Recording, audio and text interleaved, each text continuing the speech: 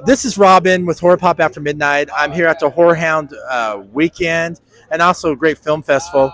I'm here with the indie filmmaker Sean. How's it going? I'm great. Thank you for letting me chat about Screamwalkers. You having a good time?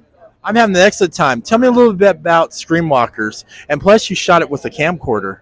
Yeah. We only had about $12,000 to make a feature film, so we figured it would be cost effective and fun to use a camcorder, a 30-year-old camcorder, to shoot the movie.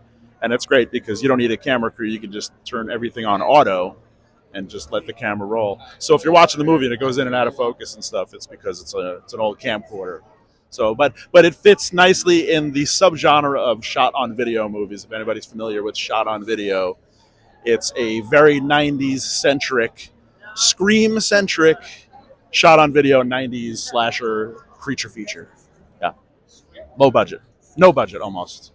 No budget, and you shot with the camcorder. Yeah, I would recommend that to any low budget producer. Just pick up the camcorder, get rid of that red camera, get rid of that Sony camera, get a camcorder. It'll make life much easier, believe me. So also, is there a lot of practical effects in this film? Absolutely, there's tons of practical effects. I grew up making movies. I found a camcorder when I was 14, and I just started recreating the gore scenes from movies that I love, from like Evil Dead or A Nightmare on Elm Street or Friday the 13th. So I think a lot of filmmakers start with creating their own gore effects or mimicking scenes that they love from movies. And I did the same thing. I read Tom Savini's books, Dick Smith's books, and read Fangoria, and started with special effects at a very young age. And I kind of made other movies where I would hire people to do the effects and hire cinematographers and that kind of thing. But I always missed getting my hands dirty and working the camera on my own. So it was definitely a matter of getting my hands dirty with the guts, throwing them in the guts, and then wiping my hands off and getting on the camera again. So I felt like I was 13 again. It was fantastic. Yeah, tell us a little bit about the mask. Who made that? Yeah, the mask was created by, it's a bit of a story, so let's take this little ride. This was created by my partner, Wilpin Tarich, for a haunted attraction that we did on Long Island, New York, called Dark Knight Halloween World. And this was made in 2020. Yeah, it was about 4 years old.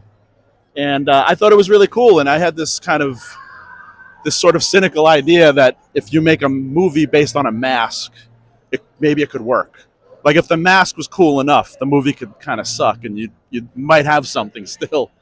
So we wrote Screamwalkers together and based the thing around a mask, but the screenplay came out better than we imagined. And then we hired the actors, and then the actors really brought it to another level. And then we actually had a cool mask and a good movie, which was our surprise. But there was always an issue because of the familiarity. The mask looks derivative on purpose. But it's not a ghost face mask. I'm supposed to say that. It's not a ghost face mask. But my partner and I, we actually went to the company that makes the ghost face mask called Fun World. It's another Long Island, New York company.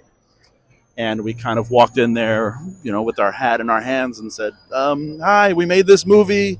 It has this mask in it. Is this okay with you? And it turned out it was okay because we got one of the sculptors of the Ghostface masks. His name is Clive Barzilia. He's on Instagram as Burkbench Designs.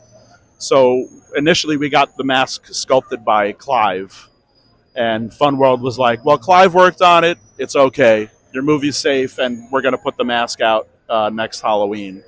So now Fun World officially owns the copyright to the copycat killer from Screamwalkers, and it's going to be released next Halloween, 2025. Yeah, tell us a little bit about it without spoiling it, a premise, so people will know. Okay, it's a love letter to the 90s pop horror movement. I call it new horror, where you had Scream, you had I Know What You Did Last Summer, even Scary Movie.